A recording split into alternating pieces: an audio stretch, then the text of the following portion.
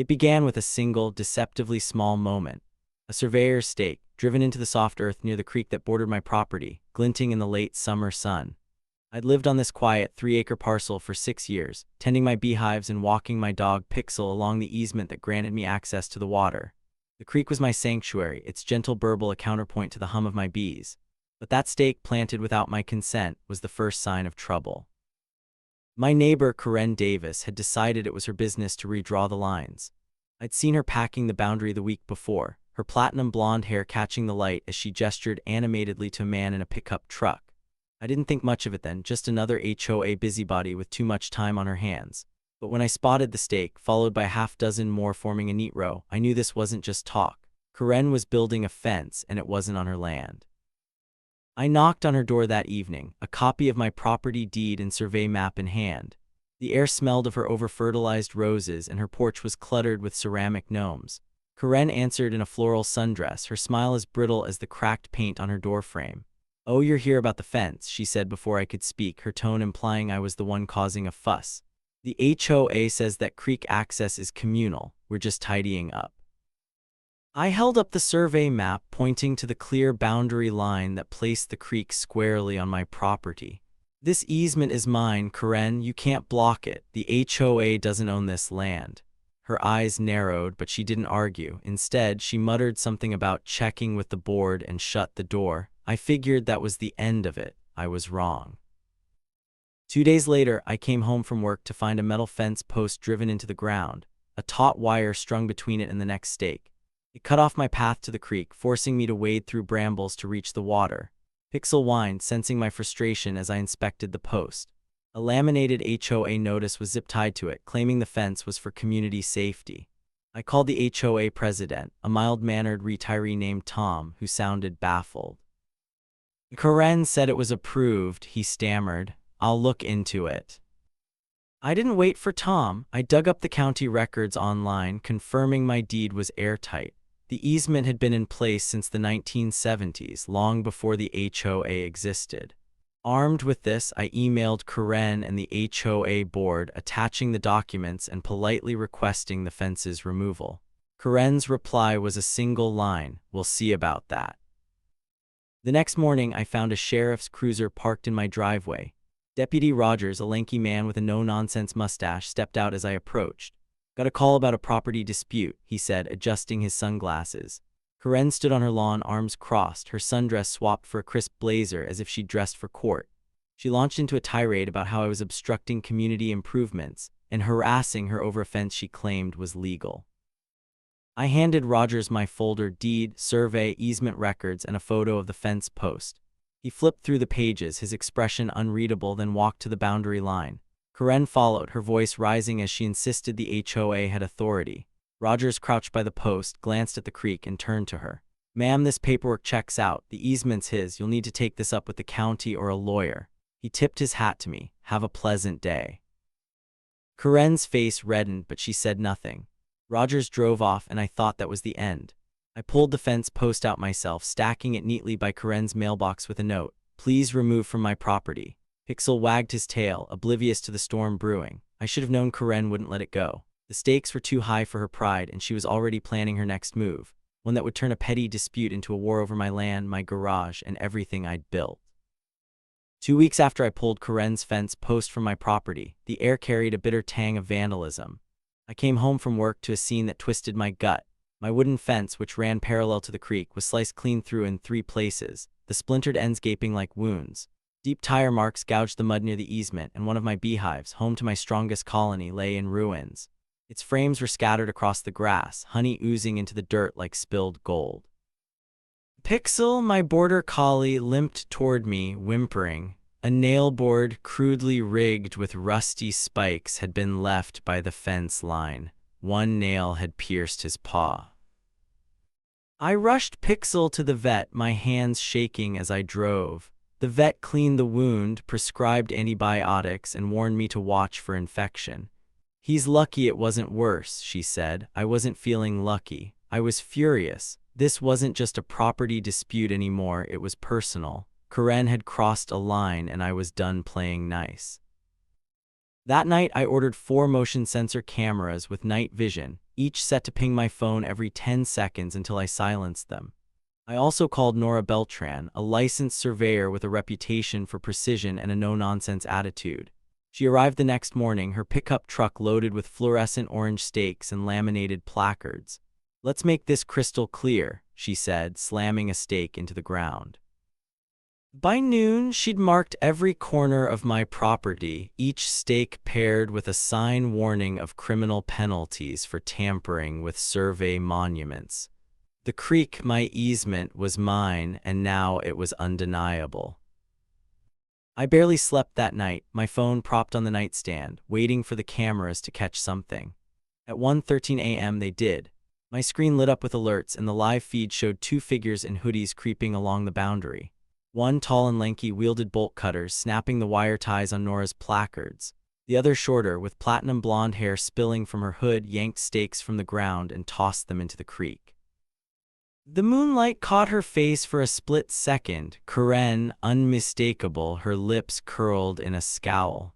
Her partner's face was clearer, and though I didn't know him, his sloppy posture and the way he fumbled the bolt cutters screamed amateur. I called Deputy Rogers at dawn, emailing him the footage. He showed up within the hour, his cruiser kicking up gravel as he parked. "Recognize this guy," he said, pointing to the taller figure on my laptop screen. "Chandler Hayes, local kid, always in some kind of mess, petty theft, bar fights, you name it." Rogers had dealt with him before, and the footage was enough for a warrant. "Trespassing and criminal mischief to start," he said. "Let's see what else we find." By 7 a.m., Rogers and two deputies knocked on Chandler's door. I watched from my porch as body cam footage later confirmed what Rogers told me. Chandler, bleary-eyed in pajama pants, swore he'd been asleep all night. Rogers held up a still from my camera, Chandler mid-grimace, bolt cutters in hand. "Wanna try that again?" Rogers asked. Chandler clammed up. Karen was next. Rogers searched her garage and found the evidence jackpot. 5 of Nora's fluorescent stakes, a stack of torn placards, and a half-empty can of neon orange spray paint, the same color defacing my no trespassing signs. Karen tried to pin it on Chandler, claiming he'd stored tools in her garage without her knowledge, but Rogers wasn't buying it. The footage showed her tossing stakes into the creek, and a neighbor's Ring camera had caught her SUV parked near my property at 1 a.m. She was done. Both were arrested and hauled to county jail. Karen, with her HOA connections, made bond by noon, her lawyer already spinning excuses. Chandler wasn't so lucky. Rogers dug into his record and found he was on probation for a 2021 check kiting scheme. The trespassing and vandalism charges triggered a no-bond hold, pending a probation revocation hearing. He was stuck behind bars, and I felt a grim satisfaction. My cameras, my surveyor, and my refusal to back down had turned Karen's petty power grab into a legal nightmare for her. But I knew this was only the beginning. The creek was mine, but Karen's schemes ran deeper, and I was ready to fight for every inch of my land. With Karen out on bond and Chandler cooling his heels in county jail, the air around my property felt lighter, but the fight was far from over. The vandalism, my ruined beehive, Pixel's injury, the stolen survey stakes, had lit a fire under me. I wasn't just defending my land anymore, I was unraveling a scheme that went deeper than I'd imagined. My lawyer, Elliot Friedman, a wiry man with a knack for sniffing out fraud, saw the bigger picture. "This isn't just about a fence," he said, adjusting his glasses. "Karen's got the HOA wrapped up in this. Let's follow the money." Elliot subpoenaed the HOA's financial records, zeroing in on the $3,500 gate Karen had installed to block my creek access. The paper trail led to a cashier's check signed by Chandler Hayes, drawn from the HOA's reserve account. It was sloppy. Chandler wasn't even a board member, just the guy they trusted to handle bookkeeping. That raised red flags. Elliot dug deeper, and what we found was a bombshell. Chandler had written checks totaling $46,900 over 2 years for grounds improvements that never happened. Fake invoices for landscaping, phantom irrigation systems, even a non-existent playground. The gate was just the latest in his string of scams. The HOA board, a mix of retirees and overworked parents, was horrified. At an emergency meeting, they pored over the records Elliot provided, their faces paling as the numbers sank in. Tom, the president, called me that night, his voice shaky. "We had no idea," he said. "Chandler's been robbing us blind." The board voted unanimously to press charges against him, and they hired their own lawyer to claw back the stolen funds. I felt a flicker of sympathy for them. Karen and Chandler had played them like pawns, but my focus stayed on justice. Detective Miriam Page from the county's white-collar crime unit took over the investigation. She was methodical, her questions sharp as she interviewed me about the gate and the vandalism. Armed with a warrant, she seized Chandler's home computer and uncovered a digital goldmine, forged receipts, fake HOA meeting minutes, and a Word template for neon green approval stamps used on fraudulent documents. The most damning find was a series of bank transfers labeled consulting fees to Karen's personal account, $12,000 total, siphoned from the HOA's reserves. Karen hadn't just egged Chandler on, she'd been profiting from his scams.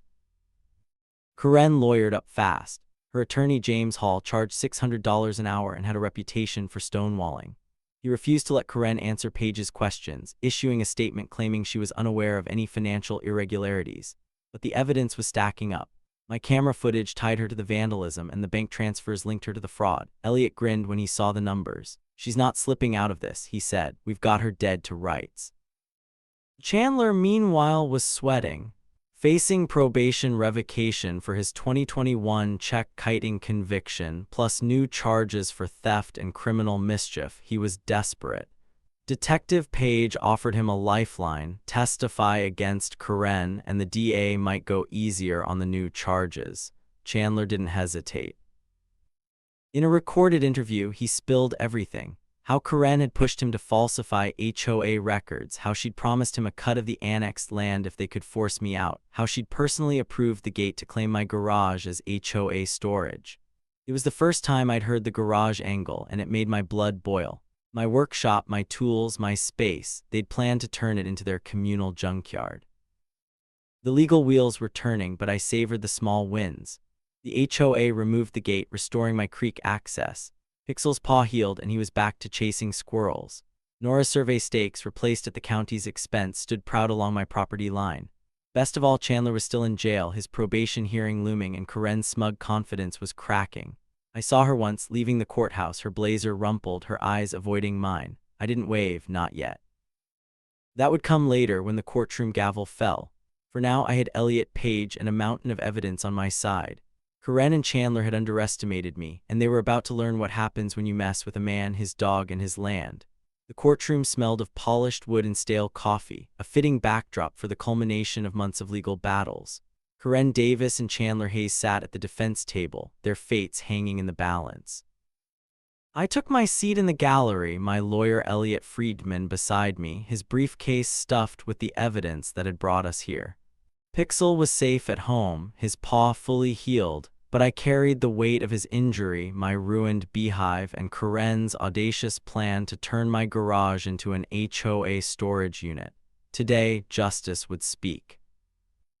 Chandler had already cut a deal, facing revocation of his probation for the 2021 check-kiting scheme, which carried an automatic 18-month sentence. He'd agreed to testify against Karen to soften the blow of new felony charges: conspiracy, theft, and criminal mischief. In a recorded deposition, he laid it all bare. Karen had masterminded the land grab, directing him to falsify HOA records and siphon funds for her consulting fees. She promised him a slice of my property once the HOA annexed it, with my garage repurposed for communal storage. His testimony was damning, and the plea deal reflected it. 4 years for the new charges, with parole eligibility in 2, contingent on his truthfulness. Karen had no such leverage. Her attorney, James Hall, tried to paint her as a bystander, unaware of Chandler's fraud. But the evidence was a tidal wave. My motion sensor cameras caught her tossing survey stakes into the creek at 1:13. Bank records showed $12,000 in stolen HOA funds funneled to her account. A neighbor's Ring camera placed her SUV near my property the night my fence was cut. The prosecutor, a sharp woman named Lena Torres, played the footage for the jury, pausing on Karen's scowl as she hurled a stake. The courtroom was silent, the image searing. The trial lasted 3 days, but the jury deliberated for only 4 hours. On a gray November morning, they returned with a verdict: guilty on all counts: felony conspiracy, theft, criminal mischief, and misdemeanor trespassing. Karen's bond was revoked on the spot. The judge, a stern man with wire-rimmed glasses, sentenced her to 18 months in prison, $32,000 in restitution to me for damages, and $46,900 to the HOA for the stolen funds. A 5-year no-contact order would follow her release. Chandler, already serving his probation sentence, got his 4-year term for the new charges to run concurrently. As Karen was led away in handcuffs, her platinum blonde hair limp under the fluorescent lights, I caught her eye. I raised my hand in a small, deliberate wave, not out of spite, but because it felt like closing a chapter. She looked away, her face a mask of defeat. Elliot clapped my shoulder. "You did good," he said. I nodded, but the victory felt heavy. Justice was served, but the scars remained: my beehive, pixels, pain, the months of stress. Outside the courthouse, the air was crisp, the creek visible in the distance. I drove home, Pixel greeting me with a wagging tail. The fluorescent survey stakes Nora Beltran had placed still stood untouched, marking my land as mine. The HOA had removed the illegal gate, and the path to the creek was clear again. That evening I walked it with Pixel, the water's burble a reminder of what I'd fought for. The bees, resilient as ever, buzzed in their rebuilt hive, and I felt the first stirrings of peace. New beginnings took root in the weeks that followed. The HOA, chastened by the scandal, elected a new board. They sent me a letter of apology, promising reforms, and I started to see neighbors as allies again. I began sketching plans for a greenhouse where Karen's fence had once stood, a place for tomatoes and basil, for growth over grudges. The restitution checks hadn't arrived yet. Karen's prison wages would trickle in at $58 a month, but the promise of them was enough. My garage, still mine, housed my tools and dreams, not the HOA's clutter. As the sun set, I sat on my porch, Pixel at my feet, and watched the creek reflect the last light. The war was over, the land secure. I'd won more than a lawsuit, I'd reclaimed my peace. And in the quiet, I knew the greenhouse would rise, the bees would thrive, and the future was mine to build. The dust of the courtroom settled, and spring crept over my 3-acre haven, painting the creek's banks with wild flowers. Karen Davis was serving her 18-month sentence, and Chandler Hayes was locked away, his plea deal testimony sealing their fates. The HOA's fraudulent schemes, $46,900 stolen, my garage eyed as their storage unit, were exposed, and I'd won back my land, my peace, and my path to the creek. But victory wasn't just about restitution checks or a wave at Karen's sentencing. It was about what came next, the chance to rebuild and reclaim my corner of the world. The HOA, humbled by the scandal, underwent a quiet revolution. The old board resigned, and a new one, led by a pragmatic nurse named Leela Carter, took over. Leela knocked on my door one April morning, a manila envelope in hand. "We owe you this," she said, her voice steady. Inside was a formal apology and a check for $4,500 recovered from Chandler's frozen bank account to repair my vandalized beehive and replace the frames. I accepted it with a nod, not because the money erased the honey-soaked grass or Pixel's yelp, but because it signaled change. The HOA wasn't my enemy anymore, it was trying to heal too. With the funds, I ordered new hive boxes and a fresh colony, their hum a promise of sweeter days. But my real project was bigger. Where Karen's illegal fence posts had once scarred the earth, I broke ground for a greenhouse. I'd sketched it late at night, imagining glass panels catching the sun, rows of tomato starts, and basil perfuming the air. The county approved my permit in a week, no surprise, given the inspector's familiarity with my saga. I hired a local carpenter, a gruff man named Diego, who worked fast and shared my love for reclaimed wood. By May, the frame stood tall, its cedar beams glowing in the dusk. Pixel trotted around it, his paw long-heeled, chasing fireflies as I hammered stakes for the foundation. The greenhouse wasn't just a building, it was a declaration.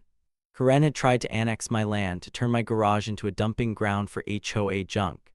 Now her scheme was buried, and I was growing life where she'd sown chaos.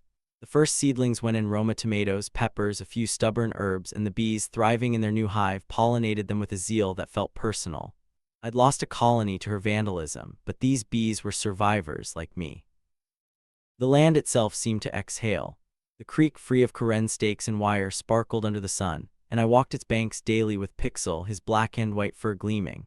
He'd grown cautious after the nailboard incident, but now he bounded ahead, splashing in the shallows. I'd installed a new gate, not to block anyone, but to mark my space, its wrought iron design a quiet nod to my victory. Neighbors waved as they passed, some stopping to chat about the weather or the HOA's new transparency policies. The community was knitting itself back together, and I was part of it, not the pariah Karen had tried to make me. One evening, Leela invited me to an HOA meeting, not as a defendant but as a neighbor. They were brainstorming ways to use the recovered $46,900, and someone suggested a pollinator garden near the creek, a nod to my bees. I didn't speak much, but I listened, and when Leela asked if I'd share tips on native plants, I agreed. It wasn't about glory, it was about roots, literal and figurative, sinking into soil that no one could steal. As June bloomed, the greenhouse glass arrived, glinting like the creek itself. I set the panes myself, sweat mixing with pride. The first tomato plant sprouted tiny green bulbs, and I could almost taste the sauce I'd make. Pixel napped in the shade, his snores a soundtrack to my work. The $32,000 Karen owed me would come slowly, garnished from her prison wages, but I didn't need it yet. The land, the bees, the greenhouse, they were enough. I'd fought for this fresh start, and every seed I planted was a middle finger to Karen's greed. The creek sang, the bees danced, and I was home.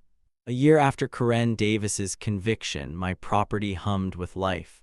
The greenhouse stood proud where her illegal fence once scarred the earth, its glass panels cradling rows of thriving tomatoes and basil. My bees, reborn from the colony she'd destroyed, buzzed contentedly, and Pixel, my border collie, patrolled the creek's edge, his paw long-healed from her nailboard trap. The HOA's schemes, $46,900 stolen, my garage targeted as their storage unit, were a fatting nightmare replaced by the steady rhythm of restitution checks and new beginnings. But just when I thought the past was buried, it knocked again, testing my resolve. In late March, a letter arrived from Elaine Castor claiming to be Karen's cousin and heir. Written in sharp legalese, it demanded a private right-of-way across my land, citing a supposed deed granting her access to the creek. The paper was pristine, the ink too fresh, and the timing reeked of desperation. Karen was still in prison, her $32,000 restitution to me trickling in at $58 a month, and this felt like a last-ditch ploy to claw back control. I called Elliot Friedman, my lawyer, who chuckled over the phone. "They never learn," he said. "Send it over." Elliot's team dissected the deed in days. The document was a forgery, its notarization tied to a retired clerk who hadn't worked in a decade. We cross-referenced county records, and Nora Beltran, my surveyor, confirmed the easement was mine, unchanged since the 1970s. Elliot filed a motion to dismiss, attaching my camera footage from the vandalism and Karen's conviction records for context. Elaine, faced with the evidence, withdrew her claim before the court hearing, her lawyer citing clerical errors. I didn't buy it, but I didn't care. The creek was mine, and no forged paper could change that. The state's crime victim fund sent its first restitution check soon after, $312 from Karen's prison wages, a drop in the bucket but a satisfying one. I framed the stub, hanging it in my garage beside my tools, a reminder that her schemes had failed.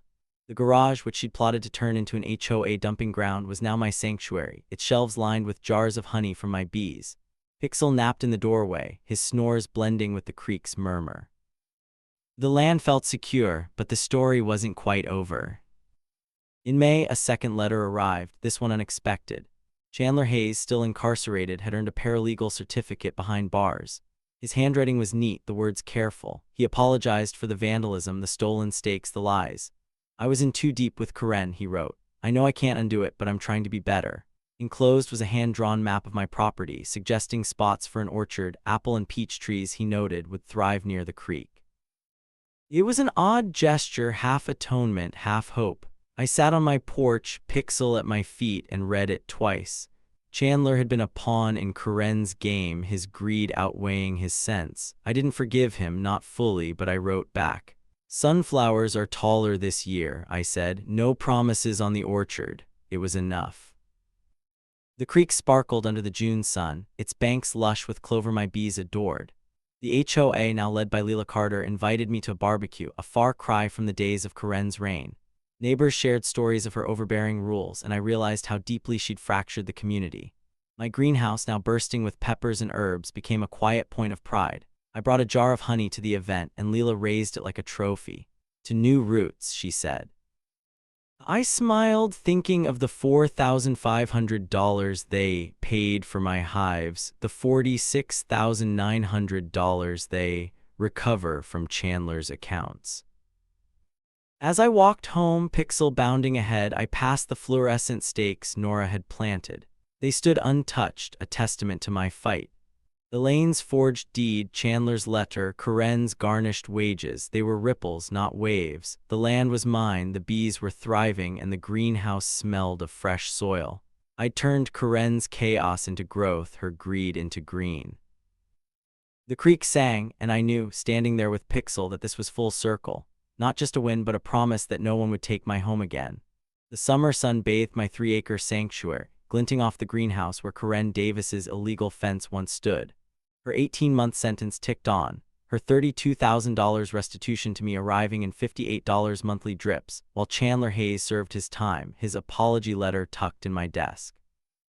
The HOA's schemes, $46,900 stolen, my garage targeted as their storage unit, were history, replaced by thriving bees, a healed Pixel, and a creek that sang of victory. But the final chapter unfolded not in a courtroom, but in the soil of Karen's former land, where her legacy of control was transformed into a community's triumph. Sprout Tomorrow, an organic farming nonprofit, bought Karen's property in July, their mission to grow food and foster connection, a stark contrast to her divisive reign. Their director, Maya Ruiz, emailed me inviting me to consult on planting native pollinators for my bees. The irony wasn't lost on me. Karen had wielded HOA rules to bully neighbors, and now her land would feed them. I agreed, curious to see her manicured lawn become something alive. Maya met me at the property line, her enthusiasm infectious. We're thinking raised beds, tomatoes, maybe sunflowers, she said, gesturing to the expanse. I nodded, picturing my bees dancing across the blooms. The first volunteer day was a revelation. I loaned Sprout Tomorrow my brush cutter, its blade slicing through Karen's overgrown fescue. Deputy Rogers showed up off-duty, hauling mulch in his pickup. Leila Carter, the new HOA president, brought a dozen neighbors, their shovels and laughter filling the air. We worked side by side, turning sod into garden beds, planting tomato seedlings and clover for the bees. Rogers grinned as he tamped down soil. Never thought I'd be gardening on Karen's lawn, he said. I laughed, the weight of her vandalism, my ruined hive, Pixel's injury lifting with each spadeful of earth.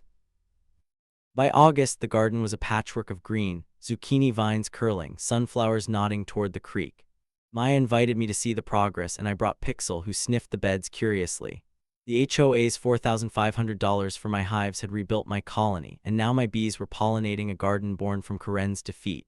Leila joined us, pointing to a sign Sprout Tomorrow had staked. Community Garden S 2025. This is because of you, she said. I shrugged, but the words landed. Karen's greed had sparked a fight, but it had also sparked this, a place where neighbors shared harvests, not grudges. The transformation was therapeutic. Where Karen's SUV once idled, plotting to annex my land, tomato vines climbed trellises. Where her stakes had blocked my creek, clover bloomed, drawing my bees. The air smelled of fresh earth and possibility, not her over-fertilized roses. I walked the creek that evening, Pixel splashing ahead, and felt a finality. The fluorescent stakes Nora Beltran had placed still stood, untouched, marking my victory. Elaine Castor's forged deed, Chandler's schemes, Karen's prison wages, they were echoes, not threats. My greenhouse, my garage, my land, they were mine, unassailable. At dusk, I sat on my porch, Pixel at my feet, watching the garden's sunflowers glow. Sprout Tomorrow's first harvest was weeks away, but I could already imagine the tables laden with zucchini, tomatoes, and honey from my hives. Karen had tried to break this community to claim my space for her control. Instead, her land was feeding it, her schemes fertilizer for something better. The creek murmured, the bees hummed, and I knew this was the final victory, not just over Karen, but for everyone she'd tried to divide. The garden was full circle, a testament to what grows when you fight for what's yours. October's golden light bathed the community garden where Karen Davis's lawn once stood, now alive with Sprout Tomorrow's harvest. The nonprofits' dinner showcased their bounty: roasted butternut squash, garlic honey carrots, heirloom tomato bruschetta, all grown steps from my creek. Neighbors laughed over picnic tables, my bees' honey drizzled on every plate. Karen's 18-month sentence and $32,000 restitution faded into the background. This abundance was her true defeat. Maya Ruiz, Sprout Tomorrow's director, gave me a nod during her toast. To the guy who stood his ground, she said. I shrugged, sipping cider, the praise less important than the garden itself. Karen's plot to turn my garage into an HOA storage unit, her vandalism of my beehive, Pixel's pain, they'd fueled a fight that ended here, with nourishment replacing hostility. I'd built a barn from Karen's reclaimed fence posts, its permitted frame rising beside my greenhouse. The county inspector, who'd seen my saga unfold, signed off with a grin. Inside, I stored tools and honey jars, my garage untouched by HOA schemes. Pixel ran through the fields, his healed paw kicking up clover, embodying the peace we'd earned. As the dinner wound down, I walked the creek, its murmur blending with the garden's hum. The fluorescent stakes marking my land stood firm like sentinels of closure. Karen's greed had sown division, my fight had sown seeds. The barn, the bees, the community, they were my moving forward, proof that from conflict grows something lasting. Pixel nuzzled my hand and I smiled, ready for whatever the seasons brought next.